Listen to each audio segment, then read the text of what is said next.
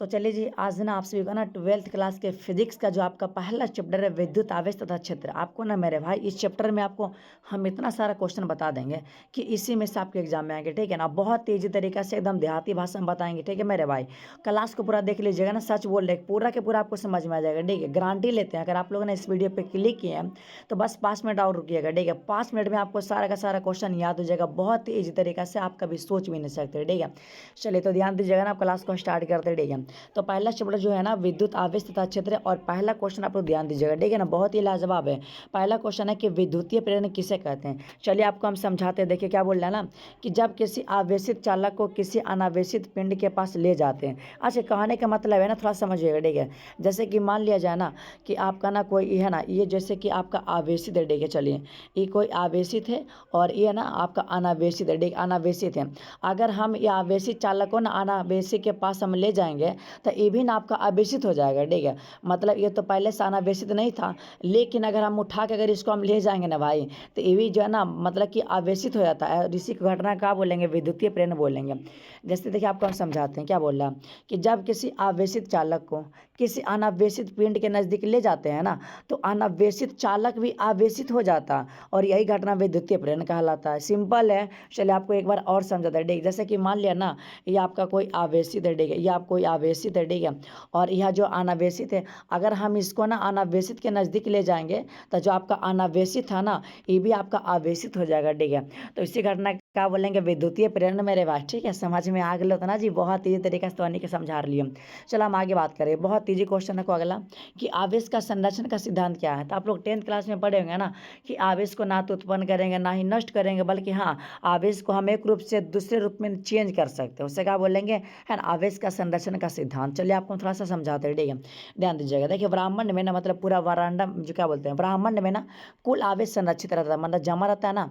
तो आवेश को ना तो उत्पन्न किया जा सकता है और ना ही ना इसको नष्ट किया जा सकता है, बल्कि आवेश को ना एक रूप से हम दूसरे रूप में ना रूपांतरित कर सकते हैं, ठीक है। यही आवेश का संरक्षण का सिद्धांत कहलाता है, ठीक है। बहुत इसी तरीके से आपको हम समझा रहे हैं, कुछ हार्ड है नहीं, ठीक है। एकदम सिंपल भाषा आप लोग याद कर लीजिएगा, ठीक है। आवेश को ना तो उत्पन्न करेंगे ना ही नष्ट करेंगे, ठीक है, बल्कि आवेश को हम चेंज कर सकते हैं। चलिए आगे ध्यान दीजिएगा, ठीक है। आगे बोल रहा है ना, अगला क्वेश्चन है कि आवेश का क्वांटमीकरण क्या है। क्वेश्चन बहुत ही लाजवाब है। चलिए आपको एकदम सिंपल भाषा में बताते हैं, ठीक है। तो किसी पिंड पर उपस्थित आवेशों की कुल मात्रा इलेक्ट्रॉन पर उपस्थित आवेश का पूर्ण गुणज होता है। देखिए आपको हम समझाते हैं बहुत ही सिंपल तरीका से। कहने का मतलब है ना, किसी पिंड पर उपस्थित आवेश, मान लिया कोई आवेश है, ठीक है, तो क्या बोला, ठीक है, तो किसी पिंड पर उपस्थित आवेश का कुल मात्रा इलेक्ट्रॉन पर उपस्थित आवेश का, जैसे कि इलेक्ट्रॉन है इस पर भी आपका, ठीक है, इस पर क्या आता है, तो किसी क्या बोले ना कि किसी पिंड पर उपस्थित आवेश का जो कुल मात्रा है इलेक्ट्रॉन पर अवस्थित जो है ना कुल, है ना, आवेश का पूर्ण गुणज होता है, पूर्ण गुणज होता है, उसे क्या बोलेंगे पता है, आवेश का क्वांटमीकरण बोलेंगे। समझ में आ गया ना, मतलब कि जो है ना पिंड पर उपस्थित आवेश का कुल मात्रा और इलेक्ट्रॉन पर उपस्थित आवेश का कुल मात्रा का पूर्ण गुणज होता है, ठीक है। आप लोग इस प्रकार से याद रख सकते हैं, बहुत ही सिंपल तरीके से आपको हम बता रहे हैं, ठीक है।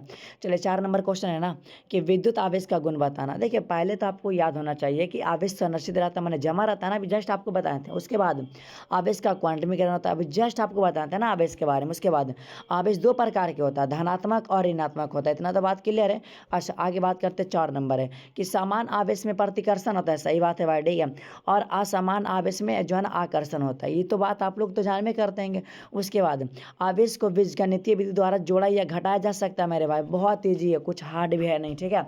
चलिए आगे बात करते हैं। अगर आप लोग ना इस वीडियो को 1 से 2 बार देख लीजिएगा ना मेरे भाई, सच बोल रहे हैं कि सारा का सारा याद हो जाएगा, क्योंकि मेहनत है इसके पीछे, ठीक है, तभी तो आपको समझ में आ रहा है ना। चलिए आगे बात करते हैं। अध्यारोपण का सिद्धांत क्या है मेरे भाई, बहुत ईजी, ठीक है, ध्यान दीजिएगा। ढेर सारे आवेश के कारण किसी बिंदु पर लगने वाला बल, है ना, मतलब प्रत्येक आवेश के द्वारा लगने वाला बल के कुल योग के बराबर होता है। चलिए आपको बताते हैं, ठीक है। कहने का मतलब है ना कि कोई आवेश है, ठीक है, कोई आवेश है तो इस पर ढेर सारा लगने वाला बल जो है ना, लगने वाला बल है, ठीक है, लगने वाला बल है ना, और इसका जो मान होगा ये प्रत्येक बल के ना बराबर होगा मेरे भाई, ठीक है, वही तो आपको बताना है। चलिए आपको हम फिर से समझाते हैं, ठीक है। क्या बोल रहा है कि ढेर सारे आवेश के कारण किसी बिंदु पर, अभी जस्ट बोले थे ना, कोई बिंदु पर लगने वाला जो बल है ना, वो प्रत्येक आवेश के द्वारा जो लगने वाला बल है उसके कुल योग के ना बराबर होता है। बस यही तो बताना, सिंपल है। चलिए, और यहाँ जो क्वेश्चन है ना लाजवाब, थोड़ा सा ध्यान दीजिएगा। ठीक है, क्या है ना कि आवेश जो है ना रैखिक आवेश घनत्व किसे कहते हैं, या तो है ना, चलिए रैखिक आवेश घनत्व, ध्यान दीजिएगा। ठीक है, देखिए क्या बोल रहा है ना, किसी रेखीय चालक के एकांक लंबाई पर उपस्थित, ध्यान दीजिएगा ना, एकांक लंबाई पर उपस्थित आवेश की मात्रा को रैखिक आवेश घनत्व कहते हैं। थोड़ा सा ध्यान दीजिए। ठीक है, क्या बोल रहा है कि रैखिक है ना, तो आपको ये बताना किसी रेखीय चालक, ठीक है, रेखीय तो रेखीय चालक बोलेगा। ठीक है, अब भाई जब रेखीय माने एक रेखा में तो लंबा ही रहेगा ना, तो बस इसमें दो जगह चेंज करना, बाकी सब आपका सेम वही रहेगा।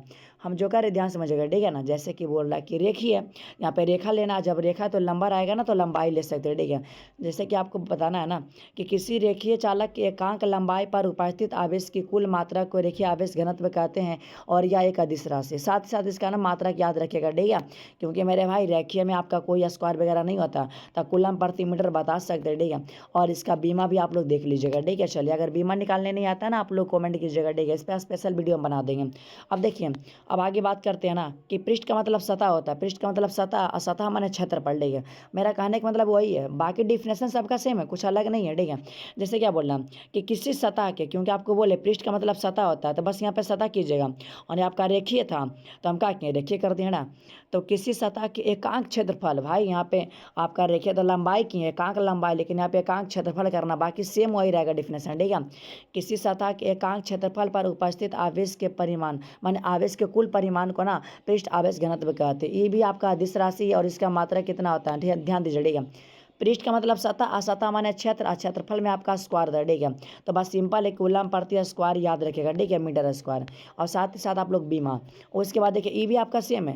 देखिए, जब मेरे भाई आयतन है तो कोई पिंडे पर आएगा ना, तो ठीक उसी प्रकार से बताना किसी पिंड पर उपस्थित है ना, क्या बोलते हैं, एकांक आयतन, क्योंकि भाई आयतन है तो आयतन रहेगा ना, पर उपस्थित आवेश का कुल परिणाम को क्या बोलेंगे, आयतन आवेश यहाँ तो बोलेंगे। अब भाई आयतन का मतलब 3 होता है ना, तो याद रखिए 3 कहने का मतलब है कूलम प्रति मीटर। ठीक है, क्यों ना, तो आपको देखिए तीनों परिभाषा तीनों का सेम है। ठीक है, थोड़ा सा आपको चेंज करना, अगर यहाँ पे रेखीय, ध्यान दीजिएगा, तो यहाँ पे रेखीय करना, और रेखीय में क्या होता है, लंबा होता है भाई, तो लंबाई कर दीजिएगा, बात जो ना खत्म। उसके बाद पृष्ठ का मतलब सतह, यहाँ सतह लीजिएगा, और सतह का मतलब क्षेत्रफल, यहाँ क्षेत्रफल लीजिएगा, बात ये आपका सेम रहेगा। ठीक है, और आयतन कोई पिंड पे रहेगा तो पिंड करना, अब बाकी जो है ना आयतन ही करना, बाकी तो सेम है ना।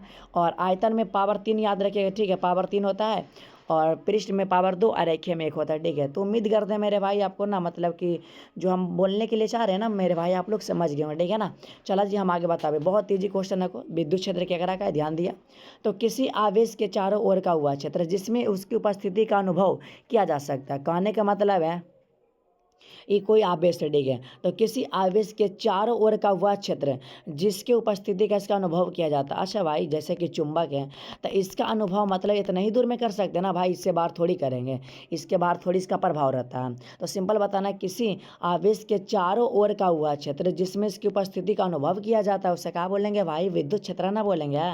बात खत्म, बहुत ईजी, ज़्यादा आपको रट्टा मारना है नहीं।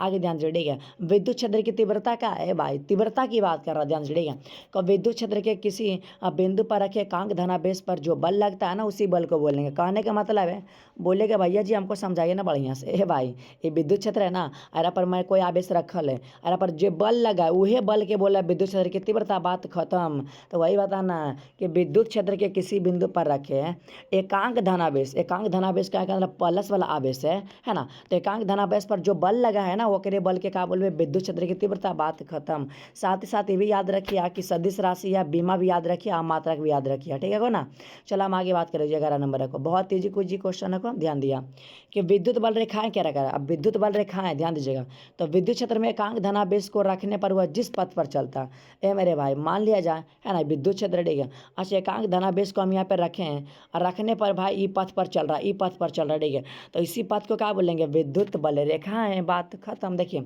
विद्युत क्षेत्र में रखें, ध्यान दीजिएगा, विद्युत क्षेत्र में एकांक धनावेश धनावेश को रखने पर, अगर रखते हैं और वह जिस पथ पर चलता है उसी पथ को क्या बोलेंगे, विद्युत, है ना, विद्युत बल रेखाएं बोलेंगे, ठीक है।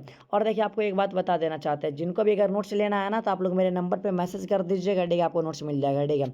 अब उसके बाद विद्युत बल रेखाएं का गुण बताना भाई, एकदम इजी गुण है। देखिए विद्युत बल रेखाएं धनावेश से निकलती है और ऋणावेश पर समाप्त होती है, सिंपल है। धनावेश से निकलता है भाई और ऋणावेश पर समाप्त हो जाता है, यही तो बताना है। उसके बाद विद्युत बल रेखाएं सतह के लंबवत निकलती है, सतह के लंबवत ही समाप्त हो जाती है। विद्युत बल रेखाएं जो है सतह के लंबवत निकलेगा और सतह के लंबवत ही समाप्त हो जाएगा, ठीक है। आगे 3 नंबर है, विद्युत बल रेखाएं किसी चालक के अंदर प्रवेश नहीं करती है भाई, जैसे है ना इसके अंदर ना प्रवेश करवे नहीं करता, इसके अंदर नहीं प्रवेश करता है, ठीक है। इसी कारण तो चालक के अंदर विद्युत क्षेत्र की तीव्रता शून्य होता है ना। यहाँ से और क्वेश्चन बन रहा कि किसी चालक के अंदर विद्युत क्षेत्र की तीव्रता शून्य क्यों होता है, क्योंकि मेरे भाई उसमें ना विद्युत बल रेखाएं प्रवेश कर भी ना करता, इसी कारण से याद रखिएगा, ठीक है। चलिए अगला क्वेश्चन है, जिस स्थान पर विद्युत बल रेखाएं अधिक होता है उस स्थान पर विद्युत क्षेत्र की तीव्रता का मान अधिक होता है। सिंपल है कि अगर जिस स्थान पर विद्युत बल रेखाएं अधिक होगा तो वहाँ ना मेरे भाई उस स्थान पर आपका विद्युत क्षेत्र की तीव्रता भी अधिक होगा, लेकिन जिस स्थान पर ना विद्युत क्षेत्र की तीव्रता कम होता है वहाँ भी आपका क्या बोलते हैं ना, हाँ अगर हाँ वही क्वेश्चन है ना कि जहाँ पर विद्युत बल रेखाएं कम होता है वहाँ तीव्रता भी कम होता है, ज़्यादा होता है तो ज़्यादा होता है, सिंपल आपको बताना। उसके बाद ये क्वेश्चन बहुत लाजवाब है कि विद्युत बल रेखा एक दूसरे काहे नहीं काटता। चलिए आपको बताते हैं, अगर मान लिया जा ये गो है एन चल गया तो मेरे भाई कटान बिंदु पे 2 का स्पर्श रेखा है, जो कि गलत है।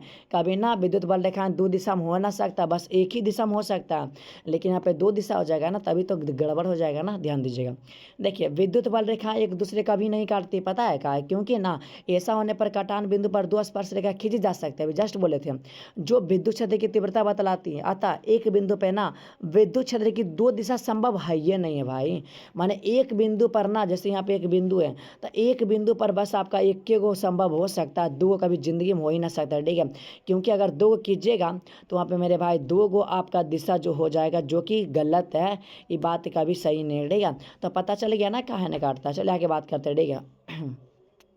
विद्युत द्विध्रुव किसे कहते हैं, विद्युत द्विध्रुव देखिए जब 2 बराबर और विपरीत आवेश को एक दूसरे के अल्प दूरी पे रखेंगे वो के लिए बोलेंगे विद्युत द्विध्रुव। कहने का मतलब है ना, ध्यान दीजिएगा, जैसे यहाँ पे आपका क्यू आवेश है और यहाँ पे आपका ना माइनस क्यू आवेश है, ठीक है। तो मेरे भाई 2 ध्रुव को आपस में एक दूसरे के अल्प दूरी पे रखते हैं ना, तो इसे क्या बोलेंगे, विद्युत द्विध्रुव, है ना। सिंपल है, 2 ध्रुव है ना, प्लस एगो माइनस वाला, तो जब 2 बराबर और विपरीत आवेश को ना एक दूसरे के अल्प दूरी पे रखेंगे तो उसे क्या बोलेंगे, विद्युत द्विध्रुव।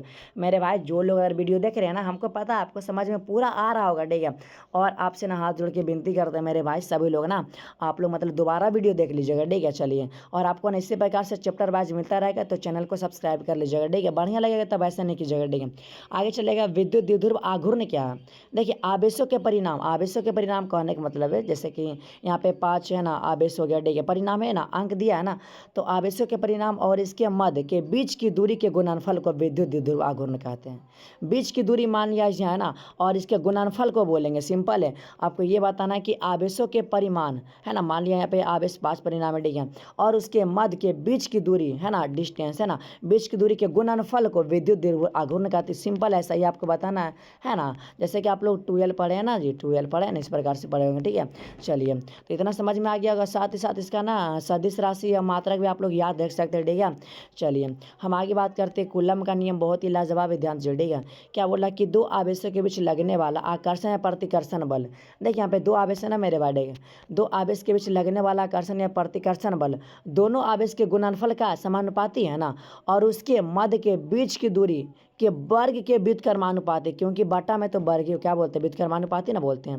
तो ठीक उसी प्रकार से हम लिखें कि 2 आवेश के बीच लगने वाला आकर्षण या प्रतिकर्षण बल दोनों आवेश के गुणनफल के समानुपाती है कि नहीं, है ना, और उनके बीच के दूरी के वर्ग के व्युत्क्रमानुपाती है। भाई वर्ग है ना, तो वही क्या बोलते हैं, व्युत्क्रमानुपाती है ना, बटा में ना है। चलिए हम आगे बात करते हैं। अब देखिए कूलम का नियम का सीमा बताना है। देखिए यह नियम ना केवल बिंदु आवेश के लिए सत्य होता है, सही बात है। उसके बाद यह नियम केवल स्थिर आवेश के लिए सत्य होता है, सही है मेरे भाई, ठीक है। उसके बाद यह नियम 10⁻⁻14 मीटर से कम दूरी के लिए लागू होबे नहीं करता, इससे कम नहीं होगा, अधिक हो सकता है लेकिन इससे कम ज़्यादा नहीं, ठीक है।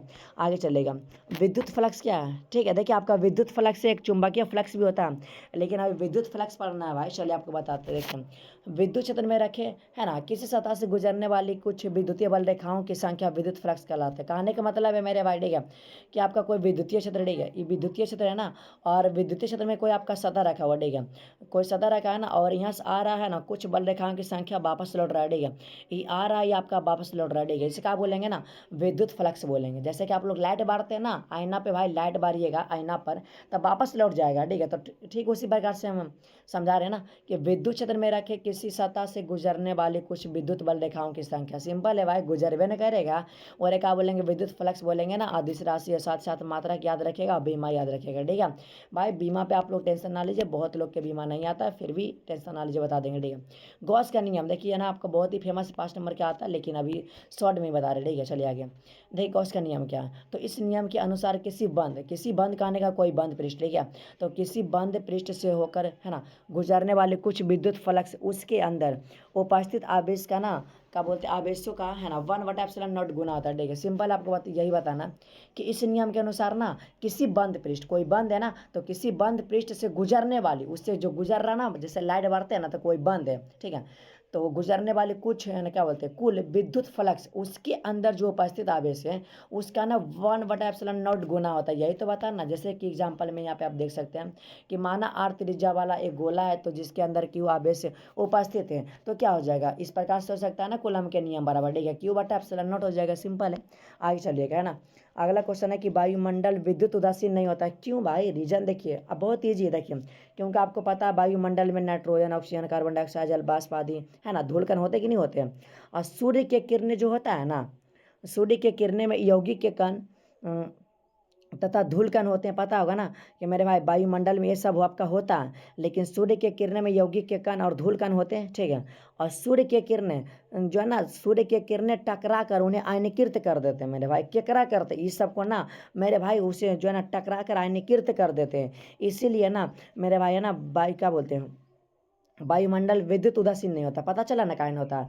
क्योंकि देखिए आपको सिंपल बताना कि वायुमंडल में बहुत सारी चीज़ रहते हैं, नाइट्रोजन, ऑक्सीजन और कार्बन डाइऑक्साइड, जलवाष्प आदि रहते हैं ना, तो इस सब ना क्या करते हैं ना कि सूर्य के किरण से टकराते हैं और टकरा कर इसे आयनीकृत कर देते हैं, इसीलिए ना वायुमंडल विद्युत उदासीन नहीं होता, सिंपल आपको बताना। चलिए आगे बात करते हैं, ठीक है। मुक्त आकाश का जो है ना, थोड़ा सा याद रखिएगा, ठीक है, कि मुक्त आकाश का विद्युतशीलता का ऐसा है मात्रा का ना फैराडे/मीटर होता है, बहुत ही लाजवाब है।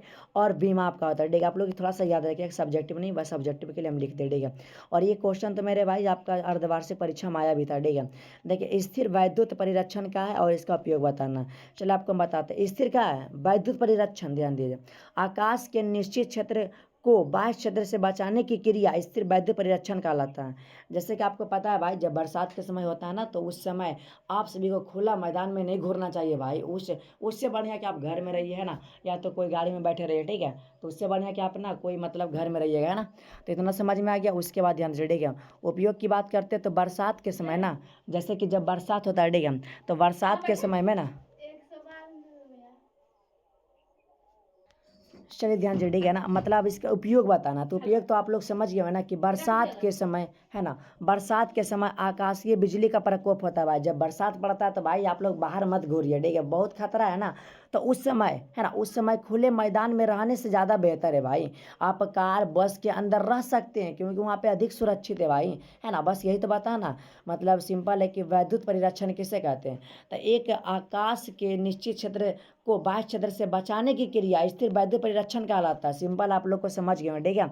चलिए बहुत लोग आप लोग सुनते हैं ना कि बरसात के समय में बहुत लोग, आप लोग मत घूरिए, ठीक है, नहीं तो बहुत ही खतरा है। आगे चलेगा, ठीक है। अब ठोस कोण या घन कोण क्या है, सिंपल है, देखिए आपको बताते हैं कि किसी तल के परिधि के है ना विभिन्न बिंदुओं को एक साथ, सॉरी, एक बिंदु से है ना मिलाने पर एक शंकु का आकार क्या बोलते हैं आकार आकृति प्राप्त होता है उससे, तथा इस शंकु के द्वारा उसके शीर्ष पर ना मेरे भाई इस प्रकार से जब आप लोग करते हैं बिंदु मिलाते हैं भाई, ठीक है, यहाँ पे एक कोण बनता है ना, एरा क्या बोलेंगे ठोस कोण है, सिंपल है। जैसे कि देखिए डिफिनेशन कुछ हार्ड है नहीं, बस ये लास्ट क्वेश्चन, ठीक है। अगर आप लोग ना पहला चैप्टर में मेरे भाई 30 क्वेश्चन कर लीजिएगा ना, देखिए जी आपको ना पूरा यूट्यूब पे ना कोई 30 क्वेश्चन नहीं बचाएगा, मतलब नहीं बताएगा इस चैप्टर से, लेकिन पूरा उम्मीद है कि इससे बार आपके एग्जाम में आइबे ना करेगा, सब इसी में से रहेगा। पहला चैप्टर क्लियर है ना, उसके बाद आपको इसी प्रकार से ना मिलता रहेगा, दूसरा चैप्टर भी मिलेगा, ठीक है।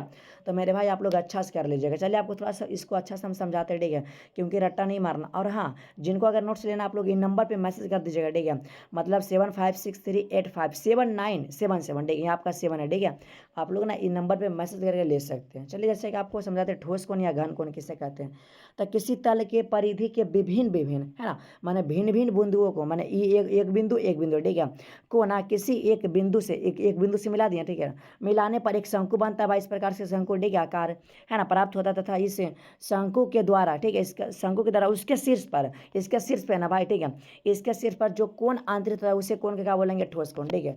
तो मेरे भाई समझ में आ गया होगा ना। चलिए अगर आपको समझ में आ गया ना, तो मेरे भाई वीडियो को शेयर कर दीजिएगा अपने दोस्त के पास, ठीक है, और चैनल को सब्सक्राइब कर दीजिए, करने के मन होगा। लेकिन हाँ, आपसे ना एक चीज़ पूछना चाहेंगे, अगर आपको ना क्लास मेरे भाई कैसा लगा, आप लोग एक कमेंट जरूर कीजिएगा, ठीक है, क्योंकि सभी का हम कमेंट देखेंगे और सभी का कमेंट का रिप्लाई देंगे, ठीक है। और लाइव क्लास अगर करने के लिए चाहते हैं ना, तो मेरे भाई 8 बजे डेली चलता है लाइव क्लास, ठीक है, एकदम बेहतरीन तरीका से देहाती भाषा में आपको हम पढ़ा रहे हैं। तो जल्दी से आप लोग 8 बजे ज्वाइन कर लीजिएगा। और हाँ, आप लोग जरूर बताइएगा कि आपको क्लास कैसा लगा है, हम जरूर सभी का देखेंगे, ठीक है। तो मेरे भाई अब क्लास को बंद करते हैं, और आपको इसी प्रकार से अब चैप्टर नंबर 2 का मिल जाएगा, ठीक है ना। तो आप लोग जरूर एक बार कमेंट कर दीजिए, क्योंकि ना इतना मेहनत करके आप लोगों के नोट्स बनाते हैं ना, और कितना सिंपल भाषा हम लिख दिए जी। और आप लोग ना वीडियो को 1 से 2 बार जरूर देख लीजिएगा, ठीक है। चलिए तब हम क्लास को बंद करते हैं ना।